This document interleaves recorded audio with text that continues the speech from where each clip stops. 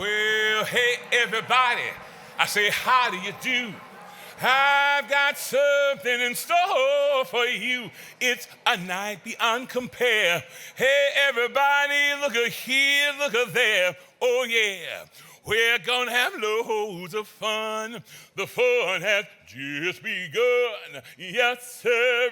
Well, would you clap your hands 3 times and stomp them their feet? Put your hands in the air. Wave them like you just don't care. Ha ha!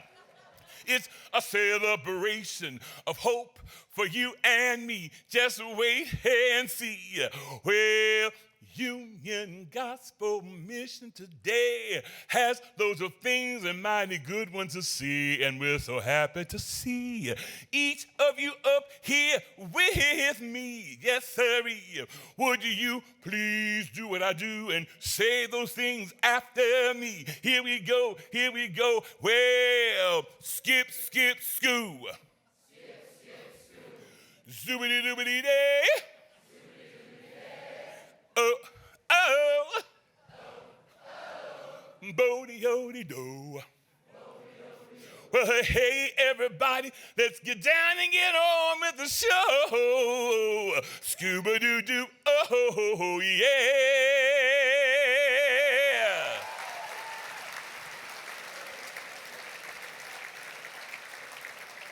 Wow. Pam, did you see that? The Union Gospel Mission Tabernacle Choir. Oh, y'all good. You're good. Well, good evening, good evening, good evening, and welcome. That guy right there, that's me. And I'll be here with you for the better portion of this evening, floating from there to there to here. And we've got a great evening in store for you. It gives me great joy to welcome you to the celebration of hope. 2025, and that ain't no jive. I'm telling you. We are thrilled. Give yourself a round of applause about that. We are thrilled to have you here this evening, and your presence cannot be duplicated. That's right. Tonight, we have the amazing privilege to hear stories of men and women and of children whose lives have been transformed by the work of the Union Gospel Mission Twin Cities. Now, we're going to get to celebrating both of those, how they have changed those whose lives we have supported and those who have supported the work that the mission does. Now, tonight, we will talk about why we are here. Why come to this beautiful venue in all your fancy clothes? Look at you, brother. You looking good, brother. Oh, I'm seeing you. Yeah, I'm talking about you. Don't pass it on. When you look, matter of fact, turn to your neighbor and say, looking good, looking good, looking good. Tell somebody.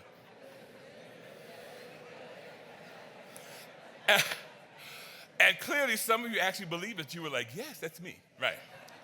So with that being said, why each of us? Why are we here? And maybe you're wondering that, but maybe some of you are donors, volunteers, interested community members, stakeholders. Well, we're delighted that you're here. Now, maybe if some of you may be here because you were offered a free meal and some great entertainment. Or whatever the case may be. I do want to take this time to seriously thank some amazing people without whom this event, this evening, could not hardly be possible. Let's start off with our legacy sponsors. First Team in Exteriors. Let's hear it for first team. Bituminous Roadways. Let's hear it for Bituminous. You know, I have to tell you, I've had a chance to say that 11 times. I want you to say it 3 times to yourself in your head. Never mind. It's a great organization. We thank you so much for being a part of the sponsorship team. And Luther Automotive Foundation. MEI, Total Elevator Solutions. And United Healthcare. Let's give all of them a round of thunderous applause. You'll also notice that our premier sponsors are Ecolab, Mars and Power, Sheehy Construction, Snelling Company. Let's hear it for that group of great premier sponsors. Now, we also want to thank all of our leadership sponsorship crew who can be seen on the screen and in your programs. Let's give them and all of yourselves a thunderous round of applause as well. Now get this. This evening, you'll hear from a program of alumni who experienced a time of great need and found hope at the mission. These stories represent thousands of men, women, and children whose lives have been changed by the work of Union Gospel Mission Twin Cities and the power of the gospel. Amen. And you will hear from the CEO, Pam Stegora, and Alex, I'm going to do it again like I mean it. Pam Stegora Axberg. Let's hear it for Pam, please. It's funny, when you get a chance to say something that you looked at for a while, you kind of stumble. Charge it to my head, not my heart. In any event, we also want to share more about the impact of the mission, how it's changing lives and the experiences of those who have experienced being unhoused and those who have experienced hunger and addiction. Before we enjoy our meals, would you please join me in welcoming Union Gospel Mission Twin Cities board member, Dr. Donald Mortensen, and his special guest to the stage.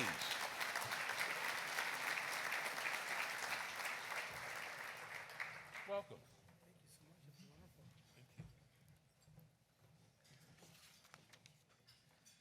Well, good evening, and again, welcome. My name is Don, and I'm a member of the board of directors for the Union Gospel Mission Twin Cities. As I've served the mission in this capacity for 9 years, I've seen the powerful impact of local churches on the work we do. The steadfast partnership and of a great multitude of churches across the Twin Cities and beyond have been a vital cornerstone to our mission. To every congregation that has served with humility and risen to the call to love your neighbor, we extend our deepest gratitude. Your commitment is truly a blessing. Well, tonight I have the great honor of recognizing Union Gospel Mission Twin Cities 2024 Church Partner of the Year, Augustana Lutheran Church.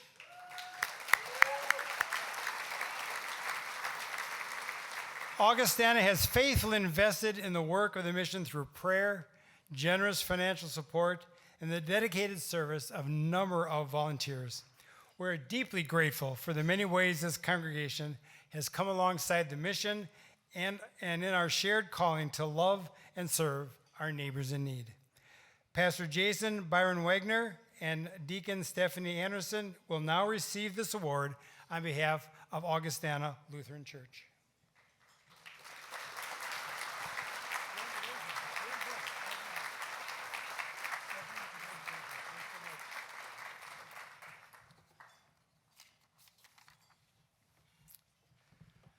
It is an honor to be with you tonight, and it's more of an honor to be able to be church together with Union Gospel Mission and to serve alongside so many good people and to be touched by the lives of those in our community who experience challenges and struggles, and to have an opportunity to see the face of Christ in one another. And so deep appreciation for this award and for the work of Union Gospel Mission and the ways in which we partner.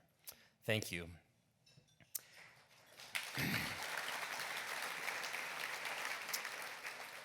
Now it's my joy to pray for our food so that we can eat. How's that sound? Let us pray. Good and gracious God, we thank you for all the people in this room who in one way or another have responded to your holy call to serve your people who seek shelter and second chances through Union Gospel Mission. We pray, O God, your continued blessing on its staff, on the volunteers, on its residents, and those who serve. And we pray for the day when all will have enough. As we celebrate and feast together tonight, we pray for the food that will sustain us, for the hands that have prepared this meal, for those who will serve it to us. May this meal be a visible reminder of the ways you connect your whole creation and provide for us in our midst. We pray this in the loving name of Jesus Christ, our Savior and Lord. Amen.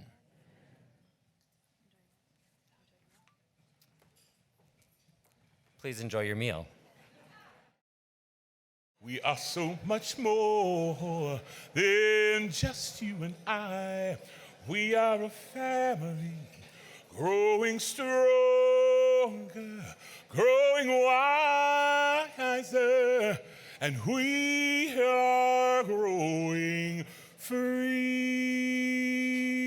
We need you.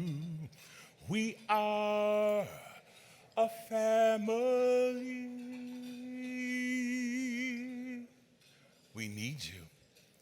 And we're so happy that you're here. And we're delighted to know that you're part of the family we call Union Gospel Mission Twin Cities. We hope that you're enjoying your meal. Are you enjoying your meals? I don't know about y'all, but that little beefy thing was kind of hot, I was loving that. But I'm really happy that we are here together to celebrate hope. And I hope, as I just said moments ago, that you've enjoyed not only the beginning of your meal, but your table conversations, meeting old friends for the first time. What a treat to meet someone that you never dreamed would be your best friend just by virtue of meeting them for the first time. It's a real joy. And seeing all of you here with smiling eyes and delighted faces lets me know that you're in the right place tonight. I want you to stay tuned for this next video from this amazing person who has a first-hand glimpse into the transformation and the hope found at Union Gospel Mission Twin Cities. Michael's life was forever changed by the programs that you, each of you, make possible. Please, take a look at how Michael chose hope.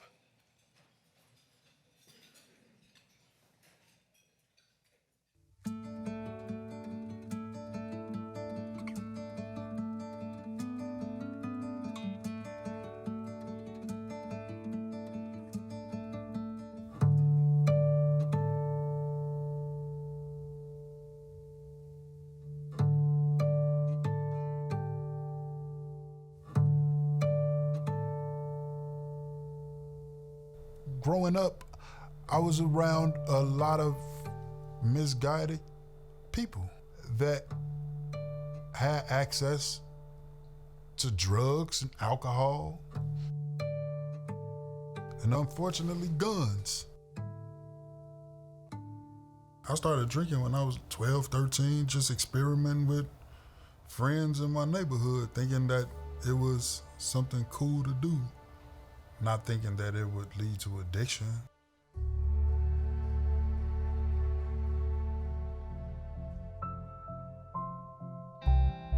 My sober date is August 15th, 2021.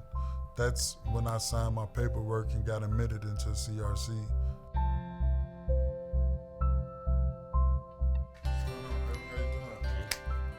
All of the staff are alumni. All of the staff been through the program and experienced the same thing that I went through. So you can feel that people care and people enjoy doing what they do.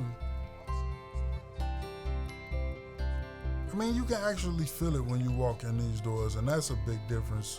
It's more of a family-oriented type of environment. People sit in the conference room or up front in the meeting room and watch football games or have sing-along. After you get out of a 90-day program, most people go back to the same environment that they left because they don't have anywhere to go. I appreciate the fact that you can step up and move upstairs and get a job and work out a payment plan or whatever the case may be and start adulting again. When I first got here, it was people that's been here for 2 or 3 years, but they in different phases of their programming. For me, it's everything that came with sobriety, opposed to just saying, I got 30 days sober. No, now I'm able to see my kids on a regular basis. That's why I'm sober. This is the longest job I ever held in my life. I was able to buy a house working with Dave Stanley and helping me build my credit, and then working with Dave Riley, showing me how to buy a house. Man, this is nice, man. The kitchen. Okay. It's an up and downstairs duplex with a full basement, and I actually have 2 tenants that came from the sober house with me. This is a good layout, man. I know where I'll be the next Super Bowl. At your house. Well, Hey, thank you. that's another goal of mine, is to buy another duplex and help people with those same hurdles that I had and help people normalize their life. There's no limitations right now. As long as I'm sober, I'm able to accomplish the ideas that I have in my head. I wouldn't change coming through this program for anything. I'm Mychael, and Christ Recovery Center helped me change my life in so many amazing ways.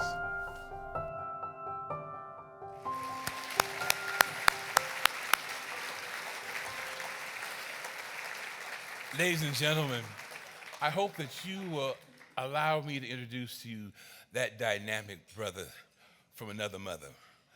Mychael, please stand for us to give you a thunderous round of applause for your accomplishment.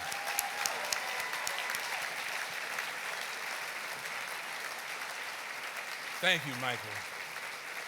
Man, that's much love. We really appreciate all that you've done towards your greater yet to be and how you're making that service something that we call service is the rent due for living on this planet. And you're giving a lot of folks your service. We thank you again, brother. Mychael, with his hard work and determination, is celebrating 1,372 days of sobriety. That's a lot of time, y'all. And you may ask, how it is that I happen to come up here. They say something about you. All right. I came to Minnesota 36 winters ago from Austin, Texas. I lived under a bridge called I-35 in Austin. After several years getting an undergrad and a grad in finance and being a banker, and then finding that too much money too soon sent me to heroin, cocaine, and alcohol. And from being on top of a mountain to living under a bridge was quite a transformation for me. But I came to Minnesota, one-way ticket to the land of 10,000 lakes and 10,000 treatment centers. And while all of that was very challenging 36 winters ago, I know what it means to stand on a street corner and have people not look at you, to have someone avert their eyes from you. Our humanity is found in the eyes of another person seeing you, recognizing that you have worth, and recognizing that my life has been changed in innumerable ways by virtue of what has happened in my sobriety, like Mychael was talking about.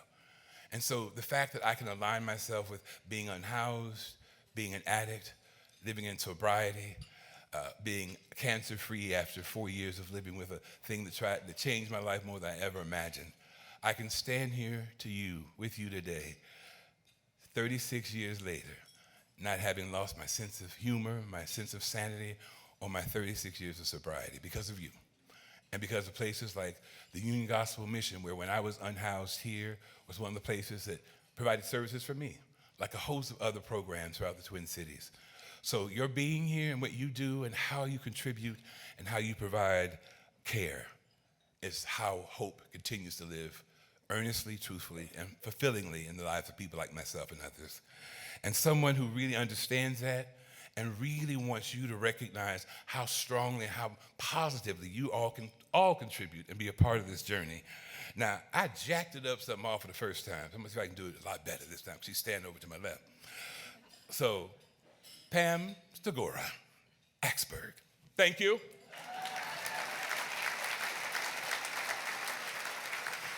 Is the CEO of Union Gospel Mission Twin Cities. And I have to tell you, she has some great remarks for you. And I'm going to stop running my jibs and my jap so that you all can listen to what she has to say and how you all can join the many others who are doing great work for Union Gospel Mission. Please welcome Pam to the podium.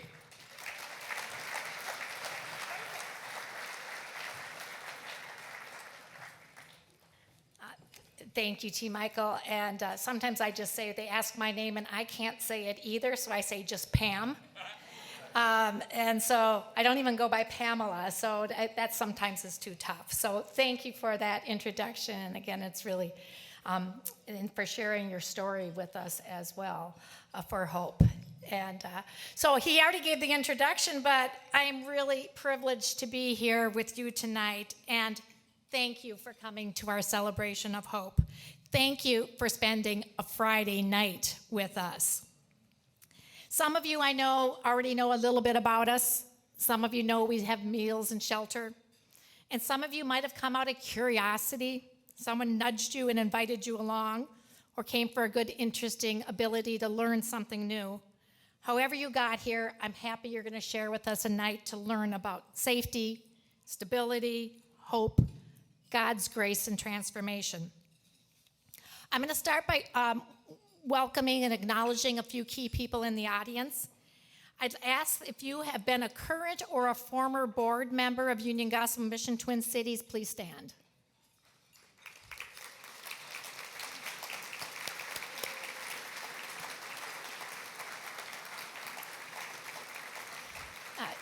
My board members are awesome. Thank you for your leadership, your dedication as volunteers, your hearts of compassion, and the strategic vision for which you provide this organization. I also would like to invite staff, both current and former staff members, who daily show God's love in everything you do. Will you please stand?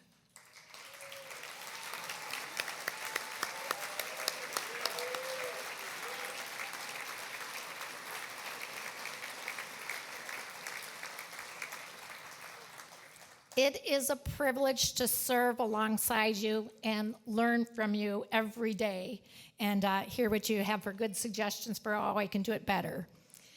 Let me widen the circle one more time. Last year we had nearly 6,400 volunteers share their time and their hearts across our campuses. If you have ever volunteered at any capacity at the mission, please stand.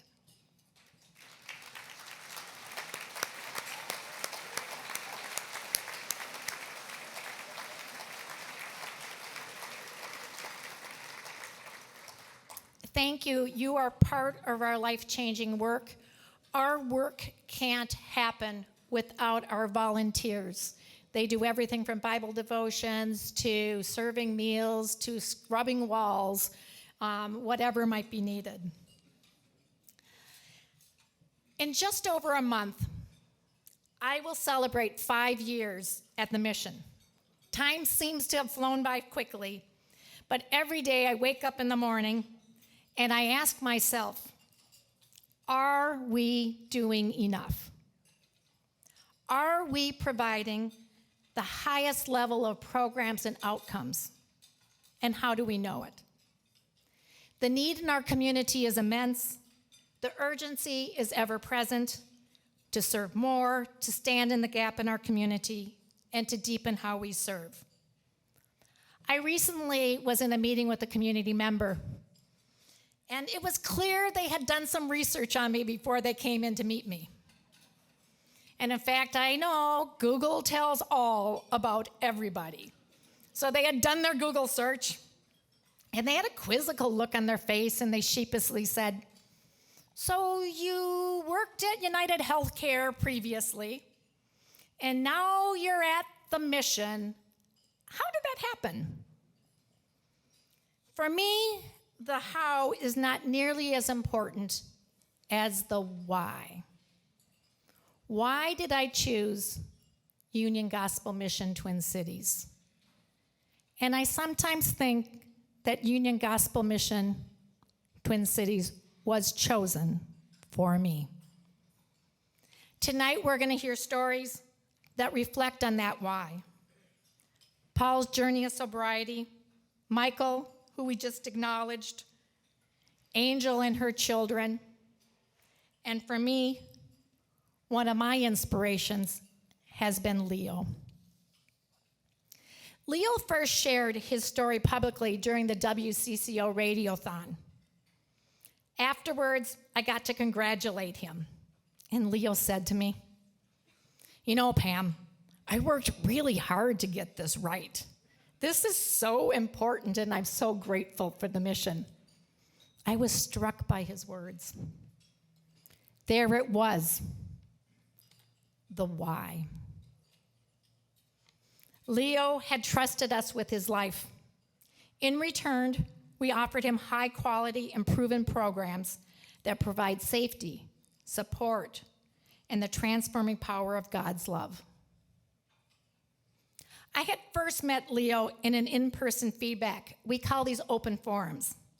These are gatherings when my vice presidents and it's a meaningful opportunity for us to sit down with guests and program residents and hear directly from them about how we are serving them well and opportunities to grow, or their feedback on what I could do better.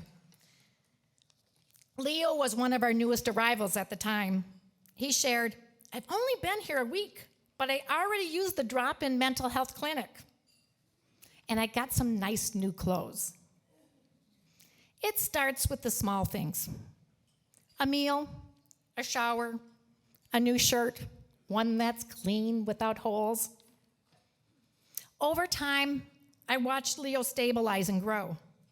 His hair freshly cut, his demeanor changing, and he eventually moved upstairs to our Housing Plus program.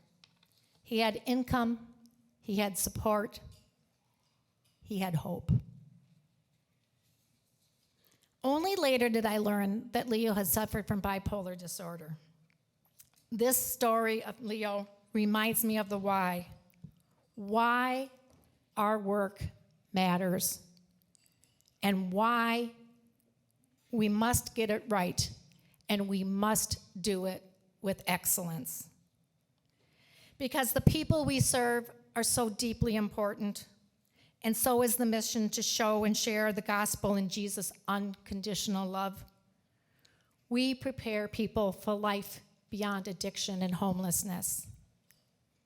That is why last year at this event, I had shared that we have 5 key outcomes. We benchmark them locally, we benchmark them nationally. They help us measure and guide our programs. Our 5 outcomes being faith, community, well-being, income, and housing. And I'm proud to share with you today what is the impact and how do we know that we are providing excellent programs. Let me start with faith. 87% of our program residents say their relationship with Jesus Christ has grown. Community. 86% have built or regained meaningful community relationships. Well-being. 87% actively participate in their own well-being, physical, mental. Income. 65% report improved financial stability.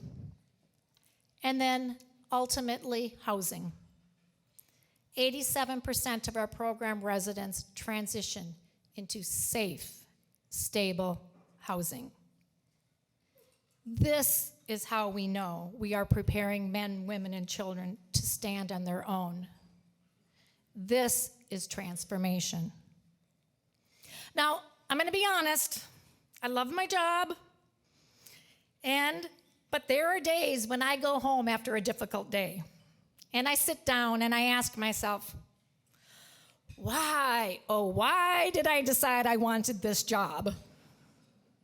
And I go home, and sometimes, Joe, I think you get an earful after a difficult day, and I say, why did such and such happen today? What made today such a hard day? Why? So I'd like to share with you a few of those why, oh, why moments. I had a few of them this year. Like our lease was ending in a less than ideal space for our Naomi family program for our women and children. We had searched high and low, and we looked at over 30 properties, trying to find something better. We wanted to continue to provide transitional housing for women and children. Last July, we moved into a new interim home. We have a wait list for women and children now. For every woman we accept, we turn away two. Families waiting for love and care. That is why we find a way to make things happen. Another one of my why, oh, why moments list last year was this winter. 64 emergency shelter beds in St. Paul and Ramsey County temporarily disappeared overnight. Poof, they were gone. My team rallied. We found a way to expand our emergency overflow beds, and we made our lobby available overnight, offsetting almost all of the loss of space that had occurred.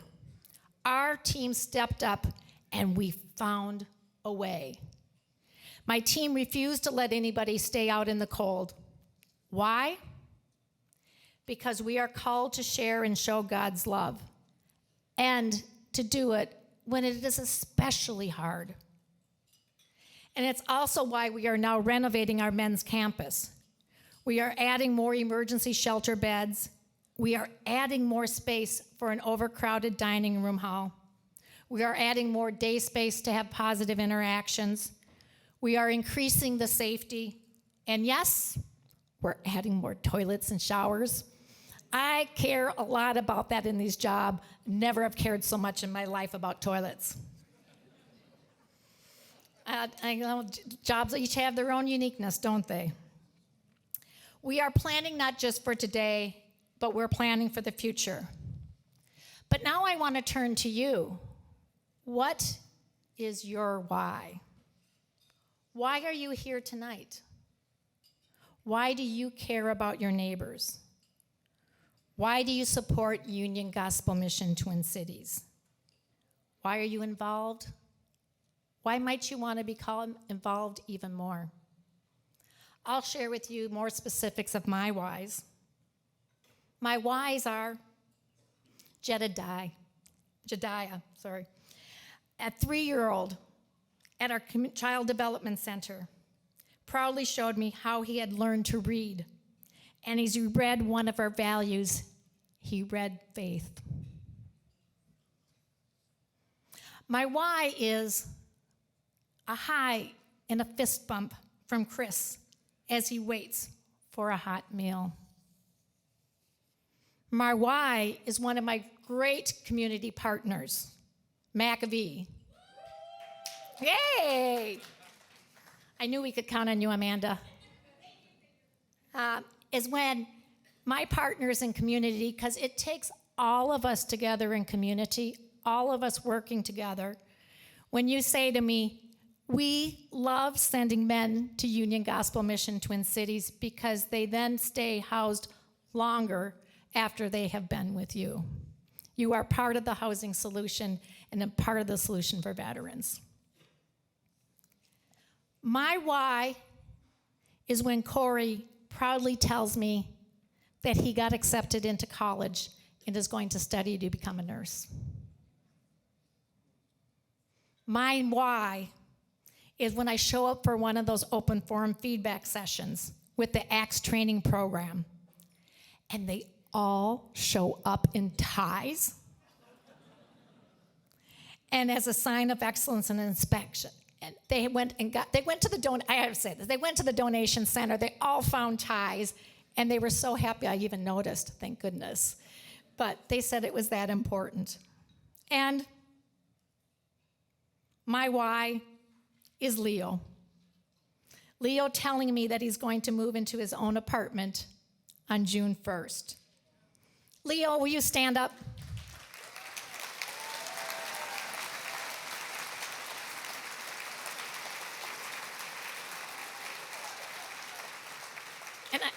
And I'll take 30 seconds. And I was giving a tour yesterday, and I ran into Leo, and Leo goes, and now look at my nice new clothes I got too. So the story it keeps coming around to the same thing. So those are my whys.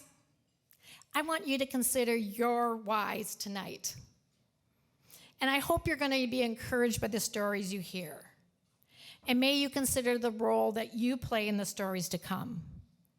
Stories of turning despair into hope, homelessness into safe and stable housing, addiction into sobriety, and new life through the transforming power of Jesus Christ. Thank you.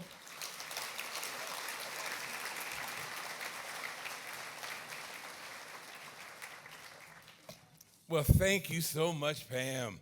Give Pam another round of applause for taking the leadership role that she has and charting a path, and of course, for Union Gospel Mission. Now, I have to tell you something real quick for this next moment. I'm from East Texas. My family's from East Texas and Arkansas.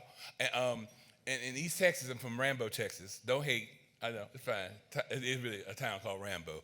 And my great cousin, actually my grandfather's cousin, we called her Ain't Mama. She ain't your mama, but she acted like it. A-I-N-apostrophe-T. We called her Ain't Mama. That's Southern folk for you. Y'all don't understand. So, Ain't Mama, she would tell us all kinds of stuff. Like if the mountain was smooth, you couldn't climb it. Think about it, right? If the mountain was smooth, you couldn't climb it. So to get a mountaintop moment, you have to be able to struggle up the side of a mountain. Those crevices and those hard spaces. Pam was talking about the people like Leah who have had to struggle up that mountain. That is not smooth. Michael talked about his journey to home ownership and buying more property. That mountain's not smooth. And that mountaintop moment, check this out. It's not the end. Because from the top of the mountain, you can see there are many more mountains to climb. And it doesn't stop there. He was already talking about, Mike, I'm getting more property. Lee was ready to move on and show other people how to do what he's done. That's what Pam was talking about. The mountaintop is not the end, it's the beginning. And that's what happens. Like that same Ain't Mama, she said, having hope us. We used to laugh and say, why you say having hope us? She said, baby, you gotta have help. You have to have hope if your help is ever gonna come. Hope is the first step. And that's what Union Gospel Mission provides, the hope that guides you to the help you need to make your journey possible. And I'm so happy that I get a chance to say those things because we're gonna have a person come up here in just a moment. Now this gentleman has lived this journey. You're gonna hear from him through the eyes of someone firsthand who's had the journey that you're gonna hear made his mountaintop moment possible. We are so honored and overjoyed to have Paul Lokowich. Yeah, that's a cool name, isn't it? Paul, he's here tonight. He's an alum of Christ Recovery Center, and he's gonna tell us a few words about what has made his journey so powerful, and I'm sure you'll agree it has been. Come on, Paul, come on up here, man. Stop playing, come on, hurry up.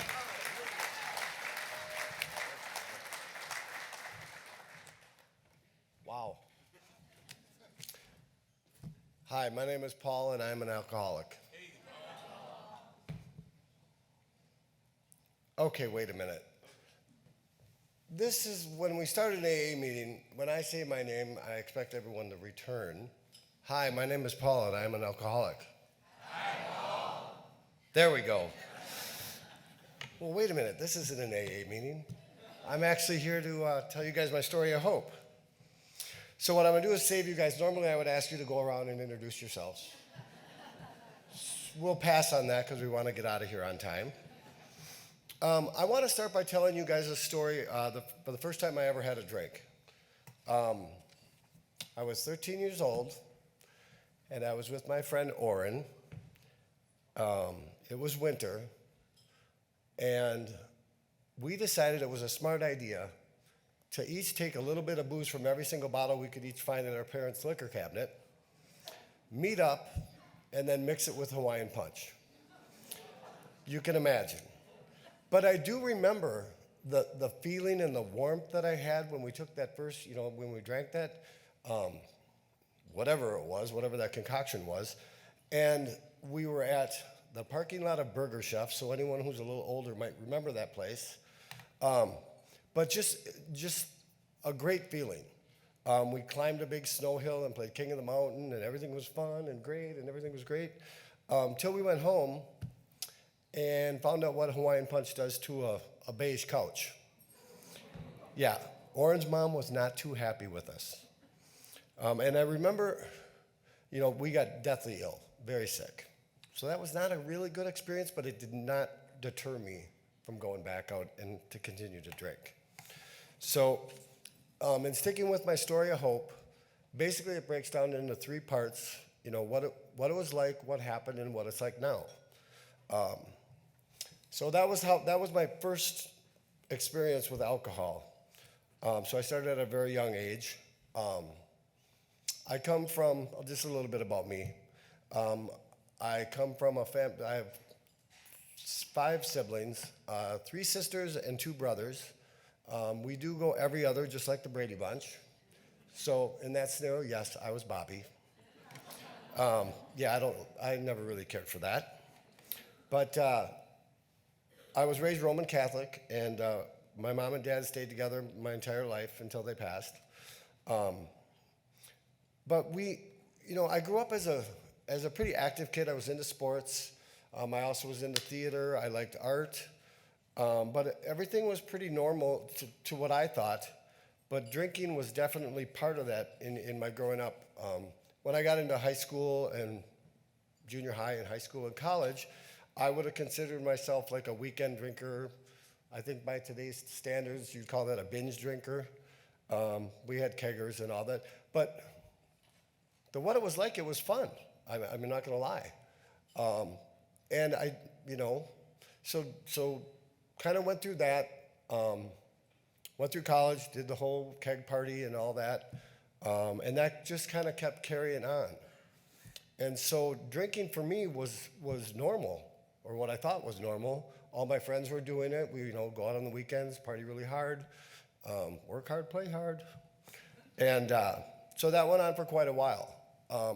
The thing about this disease is it is a progressive disease. So my drinking took on a nature of its own. I started drinking more, to the point where at one point I was drinking pretty close to a fifth a day. And of course I went from a casual Jack and Daniels and Coke drinker to just vodka, because you guys all know that you can't smell that, right? Anyways, so that's what it was like, and that went on. I like to use the term functional alcoholic, which means you're drinking every day, but everything is still going good. And I will say this, as someone who's part of the program, there really was I didn't know what AA was. I had no desire to stop drinking, and everything was going fine, so I thought. But then what happens is consequences. And so I started to have lots of consequences. There was one time, I'll just share with you some of my highlights of my drinking career. There was one time I remember I was at my parents' house, and I had gotten in a fight with my brother, and which was pretty common sometimes. And so they decided to take me to the hospital. So they brought me in, and they said, well, we're keeping him. I was at a 0.052 alcohol. The doctor's like, he should be dead. So what they did was they put me in a medically induced coma, and there I sat for 8 days. Now, they told my mom 3 things were going to happen. I wasn't going to wake up and I would die. I would have wet brain, or I would just wake up. So on day 8, I woke up, and I remember looking at my mom, and she was obviously very happy. And I'm like, what day is it? She's like, it's Wednesday. I'm like, oh, I've only been here a day. She's like, you've been here a week. And I'm like, oh my gosh. So you would think an alcoholic in training would take that to heart and say, oh, I have a problem. No, not me. I went back out and continued to be in my alcoholic journey. And so I continued to go, well, then the consequences. So let me just run a quick little list of those off for you. So there was DUIs. There was jail. I had a couple times in jail, and numerous treatments. Towards the what happened part is I started to realize, well, I will say this. The court system we had here decided that I was an alcoholic and I needed to go to AA. So that was my first experience with AA, was being court ordered. So I went. I signed the cards and I left, and then I went out and drank again. And this went on for a decade, at least, probably 15 years. Until it got to the point where there was one specific spot that I remember. I had met, I'm sorry, let me backtrack just for a minute. Along with those siblings and everything, I met my wife, who's over there. I met her in 2005. We have been together 20 years. We've been married for 10. So she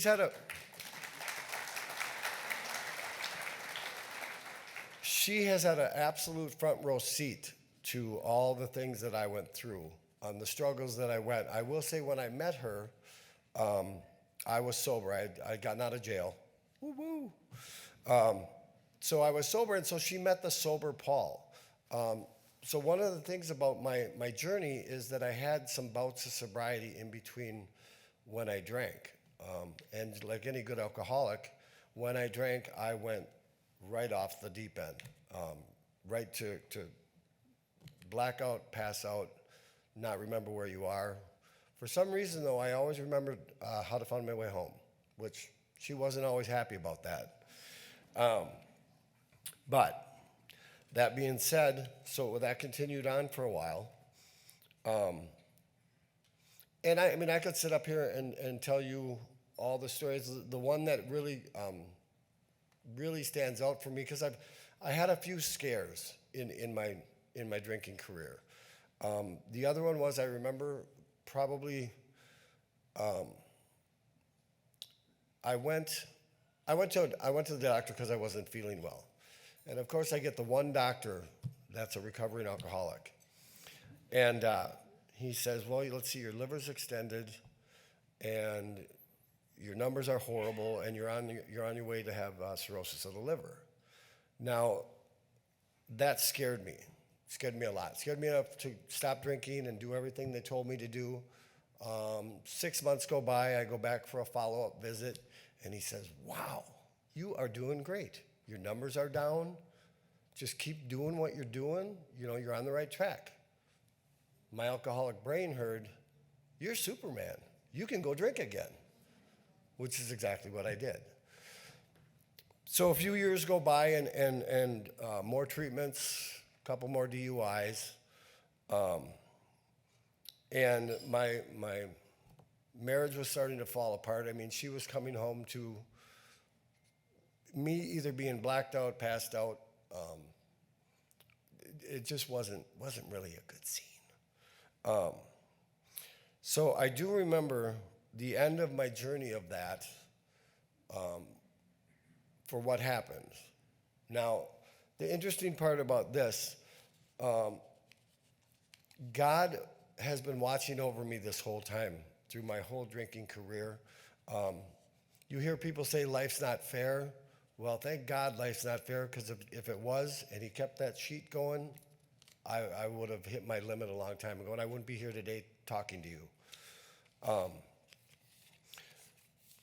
So what happened was, and I call this God's perfect storm, because certain things had to happen in order for me to still be here today to be able to tell my story of hope.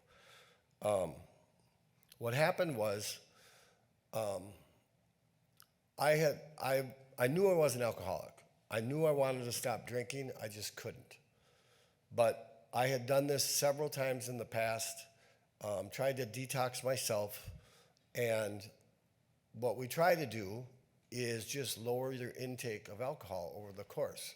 So as someone who was drinking a fifth of vodka a day, I got the brilliant idea to just switch to beer and we have one every 2 hours. So that day, it was September 10th, 2017. That perfect storm of me trying to stop, or God's perfect storm, I was at home. My wife was home. My cousin was there. And I was sipping beer, trying to fight back the shakes, and it's horrible. to go through withdrawals. And I ended up having 2 grand mal seizures. So off to the hospital I went. And I was broken. I was done. I'd been fighting this for a decade and a half, and I didn't want to die.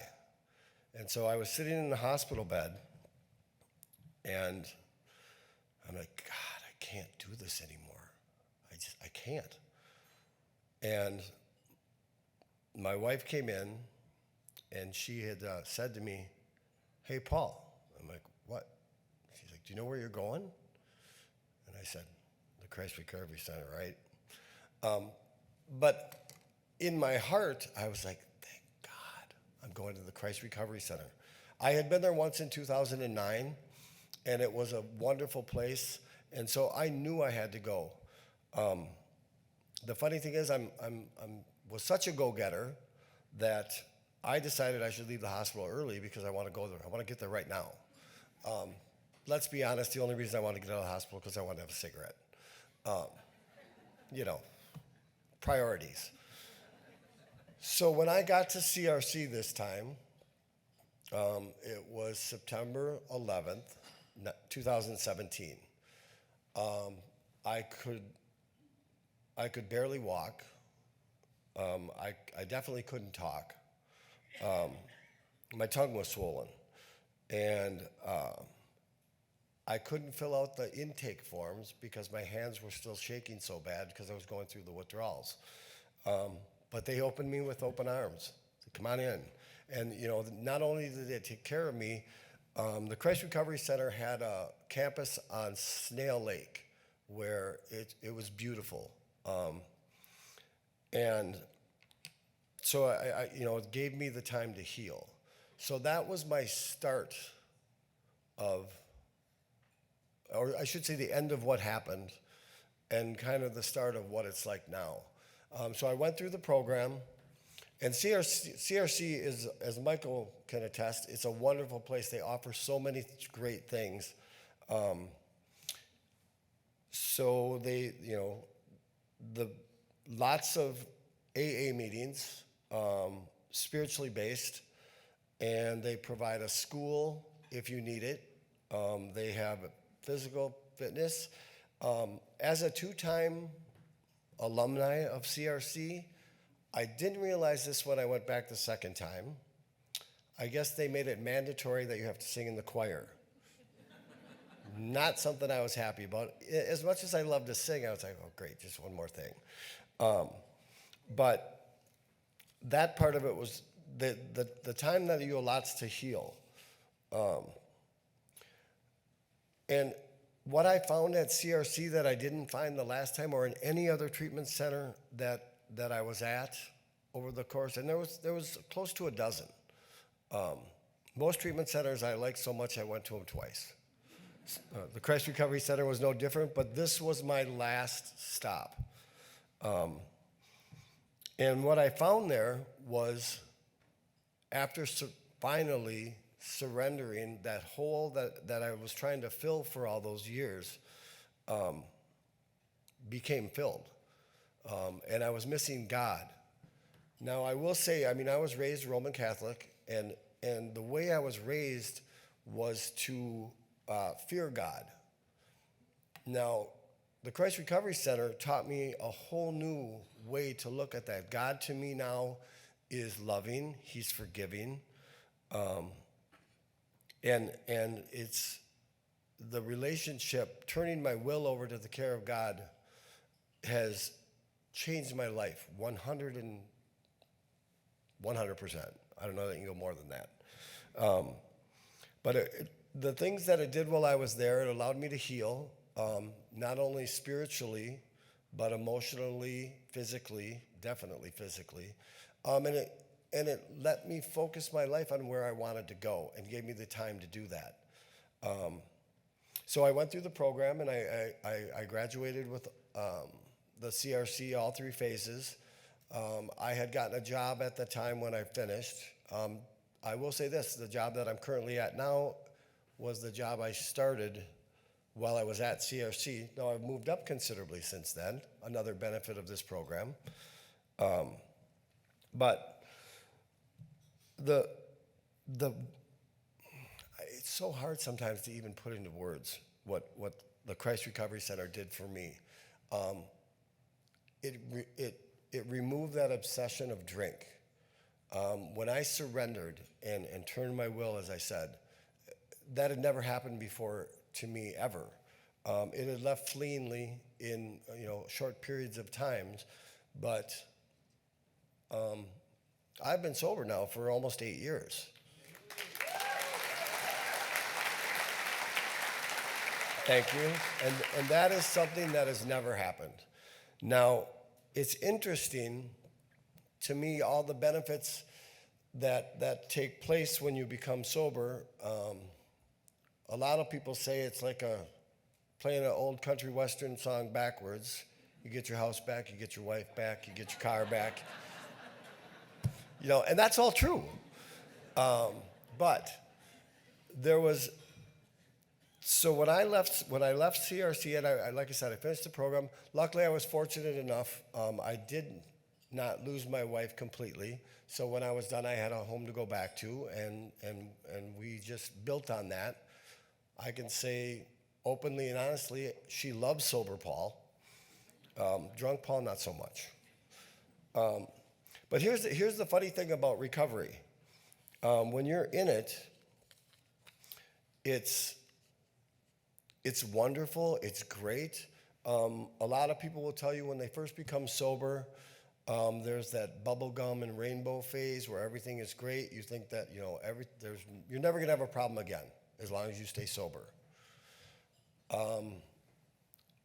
Now this is what it's like now. So when I got sober, some of the worst tragedies in my life took place. The first 6 years, I suffered a lot of loss. And some of it was traumatic, and I'll talk about one. I lost my mom. I lost my dad I lost my dad prior to going to the Christ Recovery Center, so I can't say that I was sober when he died. But it was always my mom's dream to see me sober but be in recovery, not just being sober. And she got to see that. And not only that, I got to take care of her when she was sick. I got to be her friend. I got to be her caretaker. Ironically, she made me executor. But just that, not only that loss, you think, okay, that's enough. And I did it sober. I did it while I was in recovery. I never once had an urge to drink. So then that was followed by, as I mentioned earlier, I have, there was 8 of us, 6 kids. So since that time, I lost all 3 of my sisters, 2 of them to this disease. My 2 sisters did not get a chance to get recovery. One tried, and the disease just got a hold of her, and she couldn't get it back. The other one, I don't think she had any intention of ever stop drinking. So my 3 sisters, my mom and dad, and then COVID hit, and I lost my father-in-law, and then I lost my mother-in-law, and then there was a good friend of mine, Dustin from CRC, who became literally like a brother to me. And that when you're at CRC, that's what your people are down there. They're your brothers. They become and he literally became like family to me, and I lost him. So a lot. And I did it all while I was in recovery, and never once did I have an urge to pick up a bottle or pick up a drink. Now that's God's work, not mine. Because I can tell you right now, the easy answer is to pick up. The program that CRC that you go through, it's an easy program, but it's not, it's a simple program, but it's not always easy. So CRC gave me that. They gave me the building blocks to build my life back together. And the fact that I was able to do that and stay sober is probably the biggest gift that I received from the Christ Recovery Center. They gave me my life back. I'd like to say they gave me a second chance, but that's not true. Because I had second, third, fourth, fifth, sixth, They gave me the new beginning to start my life. I am so grateful to the Christ Recovery Center for everything that they did for me. It was just, I can't put into words how grateful I am. And they do say the promises come true in recovery. When you work the program, when you stay, the nice thing about the Christ Recovery Center that I forgot to mention earlier is the community that you're in down there. And the people that you meet down there, the brothers and the friendships and the families that you make from that are there for you all the time, and they're there for life. There's a gentleman, Kyle, sitting over there. We met in 2009 at the Christ Recovery Center, and I still consider him a good friend to this day. And he watched me go back out and come back in and go back out, and when I came back, good for you. So glad to have you back. And so I'm grateful for that. I could sit up here and keep talking about all the wonderful things that the Christ Recovery Center has done for me. I will say those promises do come true financially, emotionally, and spiritually 1,000 times better than I was when I was out there. I did just buy my wife a new car. I'm just saying that. So the promises do come true. So with that, I'm going to close with this, and it's from Luke. I know Amy Klobuchar said it, but I wrote it down first.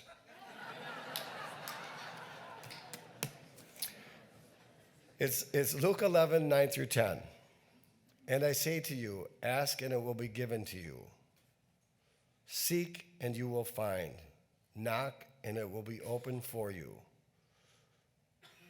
And then I added, I can't, he can, let him. And God can. Thank you.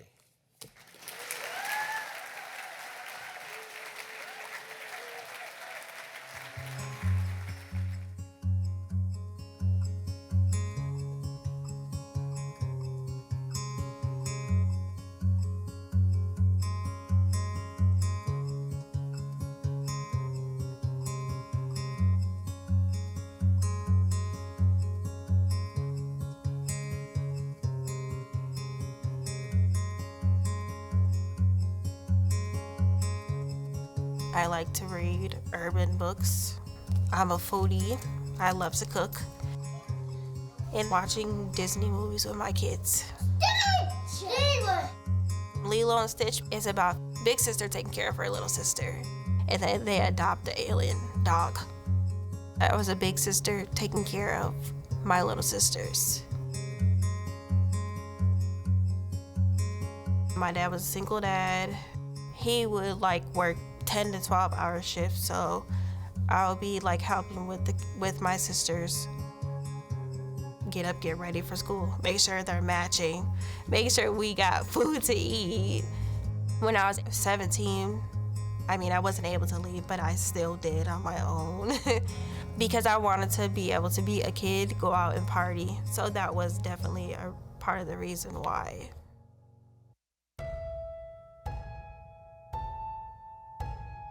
I didn't finish high school. When I got pregnant at 19, I was nervous because I didn't have the financial stability, but I knew I was gonna have the baby, so I was happy. Dad said Ohana means family. Huh? Ohana means family. I had Brandon when I was 20. 4 years later, I had Braden, and then I had Bernaya. Mommy, we eat. Yes. And then I had Braylon, and Braylon is my youngest son.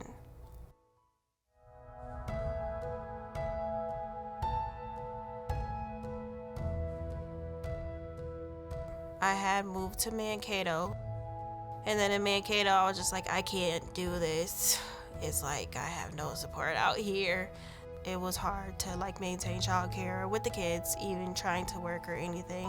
So I left Mankato, came to the cities, but I didn't have nowhere to stay with 4 kids in the cities. So that's when I went to NFP. Hey, Ms. Gladys. Hey, how are you today? I met with my worker and she showed me around to my room, and then I met everybody. Miss Lee Ellen, Miss Heidi, and then Miss Sharon. She was a good caseworker. She helped me a lot. A week into it, I was like, nothing's gonna change, nothing's going to happen. So I want to say a week after, Miss Sharon was like, all right, it's time to buckle down. We got to get this, this, and this done. And I was like, okay. And then the kids got enrolled into daycare. And I started going to school, and I'm like, well, it's going fast. I'm getting somewhere. I moved out October 3rd, 2024, and it felt great. And then a big relief, because I was finally in my own spot. Come on, mommy, so we can do your homework. I didn't have my mom around, but I know, like me being a parent to my kid, I provided like what I think a mom should have been. So 1 and a 4. 4. Mm-hmm. 1 and a 4. Nurturing your child, listening to your child when they cry, and then just seeing what you accomplished with them. Like you made them. They're very smart.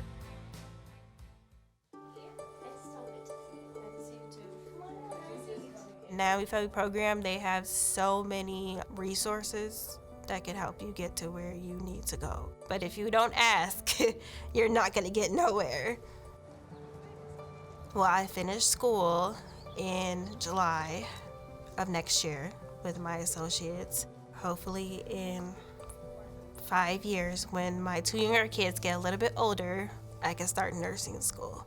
So I wanna go to nursing school for to be able to work in a pediatric hospital, and mainly children's. So that's my hopes for the future.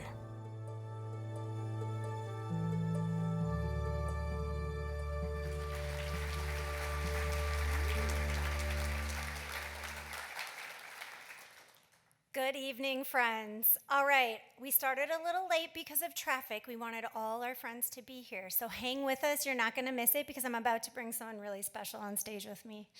I'm Lisa Michaelson. For those of you I haven't met yet, I'm the Vice President of Women's and Children's Programs. Or, as the families and kids like to call me, I'm just Miss Lisa. I don't know about you, but my heart is so full tonight. I am so full of gratitude and hope, and I have the privilege to walk alongside these women and moms every day. Many times they arrive broken and afraid or simply exhausted, and I get to watch as they begin to heal and to grow and to rediscover who they were made to be. And one of those moms is Angel. I'm so excited she's here, and I'd like to welcome her to the stage with me. Come on up, girl. So I remember when I first met Angel, she was shy and she was reserved, but she had this strength about her, and she was not going to let anything stand in her way, despite the many setbacks, and there were many. Yes. She stayed determined. She had this grit, and you did it. If I'd have told you you'd be standing here today, you probably would have laughed at me. So it's okay. But you're here, and we just are so proud of you. We want to just thank you for sharing your story and just being here and what you've accomplished with you and your kids. So congratulations. Thank you. Do you want to say anything to your fans? Yes. I want to thank the donors as well as the mission and NFP. Miss Lisa, Miss Heidi, and Miss Sharon walking me through the season of my life. And then God as well. And then I look forward to my future. Thank you all. You know you need this for your gorgeous apartment. We're so proud of you. Thank you. So we got Angel this beautiful plant. We know her kids and her are going to take really good care of it in her gorgeous apartment. That's right, girl. Good job. Angel's story brings our mission to life, not in sound bites or statistics, but in real human experience. And that's what tonight is all about. Lifting up the power of God's grace, community support, and second or third or fourth chances. But here's the thing. Stories like this don't just happen overnight.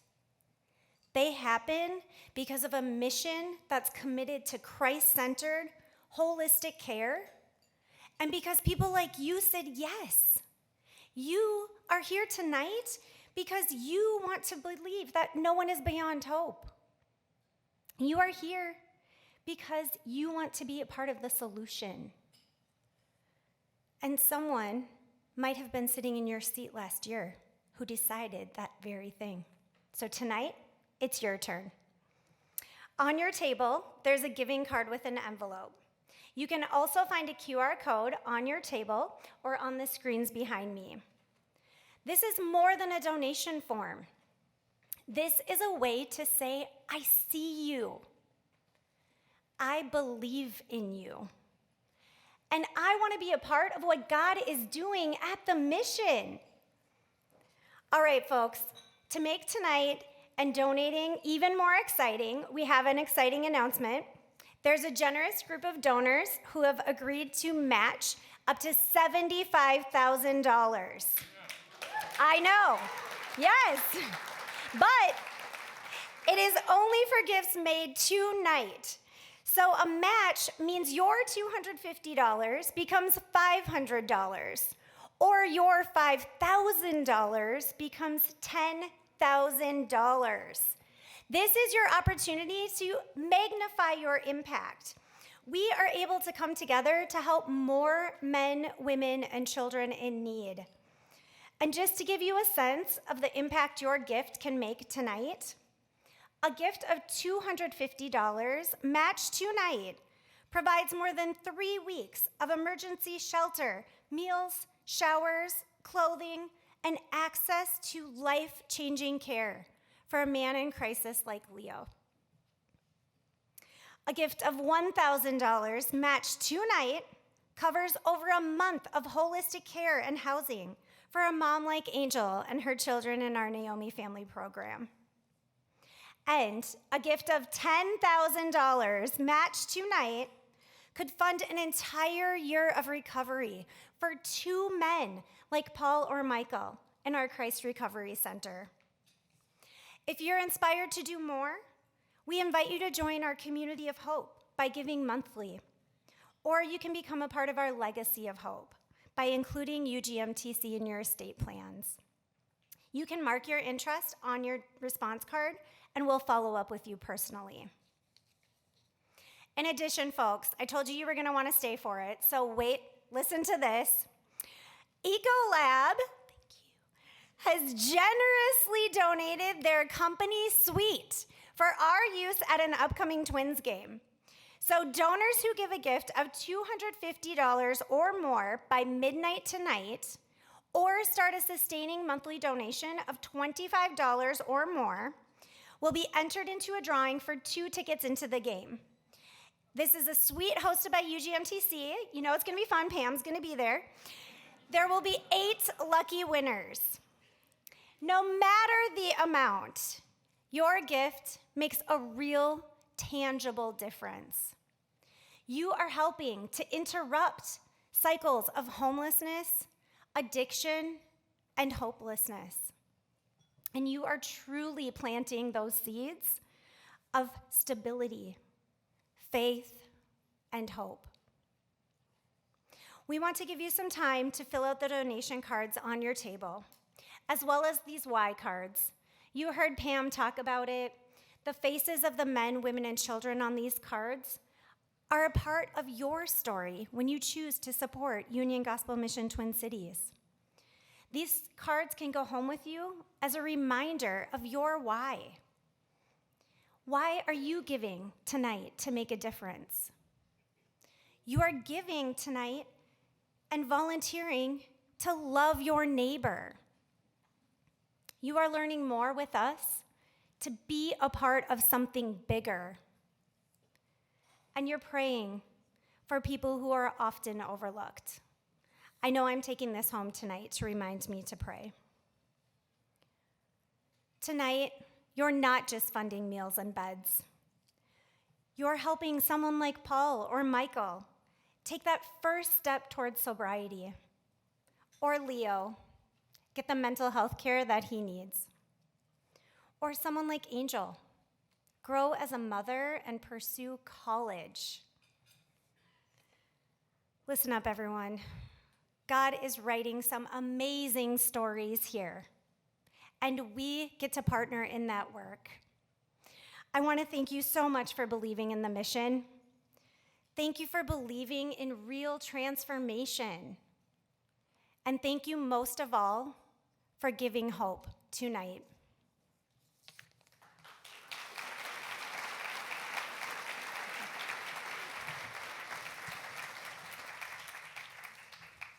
Why, thank you, Miss Lisa. I like that. Hey, Angel, where you be? Ooh, Angel. You all that bag of chips, Dove bar, and a T-shirt. That's how we roll where I'm from. You know, Angel, Angel, this is the thing you learned down home. She showed up and showed out and showed us that can whoop, can't could. Why you looking at me crazy? Y'all don't say it here in Minnesota? I say it again. Can whooped, can't could. Y'all still look at me like I'm crazy. All right, check it out. Repeat after me. Can, whooped, can't. Y'all did Minnesota thing. You said can't. I didn't say can't. I said can't. We're going to start from the top again, okay? Can, whooped, can't, to can't could. Now, Angel did that. She realized that she can, that she could. See, the can. Whooped can't. To that can't. What? Now you get it, don't you?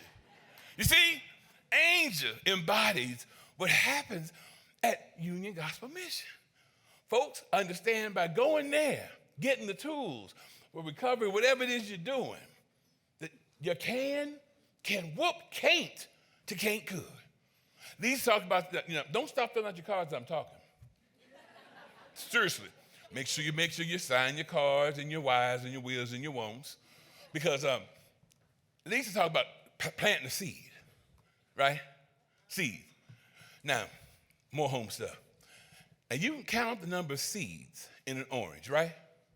Would you agree with me? Hold on a second. I'm going to get the church I come from. Y'all talk back to the guy on the podium. You don't look at him like he's crazy. So I'm going to say it again. Now, you can count the number of seeds in an orange, right? Right. But you can't count the number of oranges in a seed.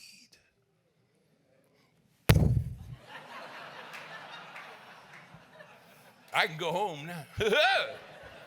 You see, that's what's up. That seed is what's going to plant so many other seeds.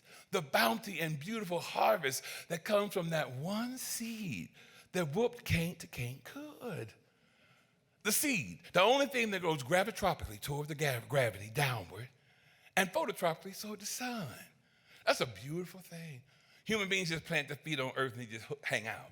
But the plant grows down toward earth, gravity. And in that dark, dank, wet space, that's all the good stuff happens. We don't give people credit for the Michaels and the Pauls and the Leos and the angels for the hard work in the dark space. We want to see the plant, and we don't want to recognize them until the plant happens. But she was down there whooping can't. And now look what she can do. What you can do, as Lisa asked you to do. Make sure you become an ambassador, that you carry the torch. Be a keeper of the flame. That's what I came by here to say today. Ooh, I feel like a minister. I came by here today to tell you something. That you can. if you believe. You see, believing is something that's so powerful. And that's what happens. And so I want to make sure that before you leave, that you say to somebody else some powerful thing of hope. In the lobby area, there are two opportunities, one on this to the left and to the right, where you can tell something you're passionate about, like that seed, and something that you don't know about Union Gospel Mission. Little white little ball things, are they golf balls, hockey balls? I don't know what they're. Hockey, that's a puck. All right.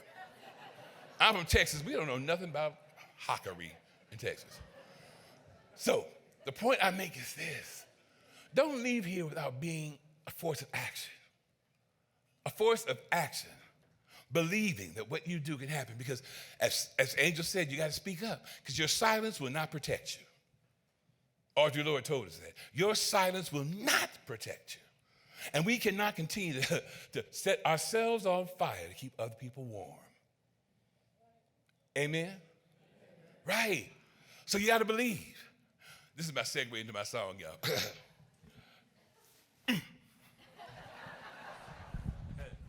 I'm clever, aren't I? So if you believe anything is at least within reach, because if you believe deep in your heart, you know that no one can change the path that you must go. Believe what you feel and know you're right, because the time will come around when you say it's yours. Believe there's a reason to be. Believe you can make time stand still. And know from the moment you try, if you believe, then you'll be there. Believe in yourself right from the start. Believe in the magic inside your heart. Believe all these things, not because I told you to. If you believe in yourself, do you believe?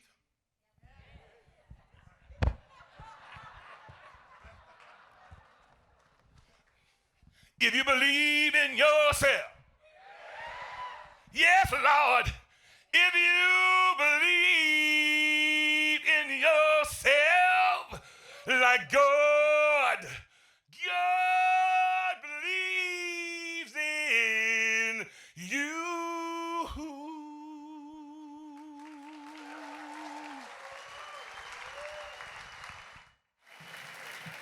Woo!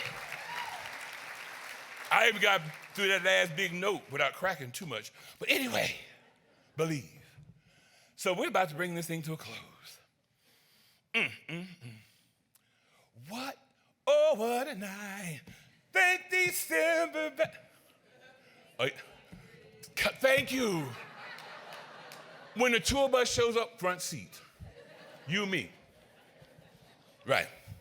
So, because we have to leave here with energy, empowered, I would be remiss and I would drop the ball and not have done my job if I didn't say, let's all join together in something active, engaging, interactive. So you remember, as you head out and respond to those questions in those pink and blue and yellow and purple tubes with a little white ball, you will understand the importance of holding everybody up, knowing how important it is to never forget, as Dr. King said, in the end, we may not remember the words of our enemies, we will remember the silence of our friends. Yes? The silence of our friends. We friends up in here, y'all. We cannot be silent. So let's hold everybody up. So I'm singing part of it, and y'all hook me up. Here we go. We gotta hold everybody. We gotta hold everybody up. We gotta hold everybody. We gotta hold everybody up. Okay, you got that part? Okay, all right, church. Well, I like this table over here already. Woo! No, sister, wait, I got to instruct the rook first. So that's the chorus. Then the part that's interactive, you go, hold everybody up, up, up. Hold everybody up, up, up. Hold everybody up, up, up. One time. Hold everybody up. I said clear as day one time. Up, up, up. Pam, what is the we gonna do? Okay, we'll try it again. Do it again. Amen and a woman too. Here we go. All right. Yes, hey, yes. How about it? Hallelujah. So here we go. Just, if you don't know what to do, as we say down home in Aberdeen Baptist Church, watch your neighbor. Here we go. Sing with me. Do it, hold everybody apart. All right. We got to hold everybody. We got to hold everybody up. We got to hold everybody. We got to hold everybody up. Hold everybody up, up, up. Hold everybody up, up, up. Hold everybody up, up, up. One time, hold everybody up. Well, just because you look like you and I look like me, stop it. That don't mean we can't be friends, because I'm not your enemy. Well, now we got to hold every... Come on, church. What? We got to hold. Ooh, y'all sound good. You got to hold everybody. Hold everybody. Hold everybody. Hold everybody up. Well, people all around the world sometimes feel so sad. Well, when they see that others care, they don't feel so bad. Well, now we got to. How we doing, Hunter? Oh, yep. We got to hold everybody. We got to hold everybody up. Hold everybody. Hold everybody. Hold everybody. Hold everybody. Yes! Woo! Y'all made me earn my Big Mac today.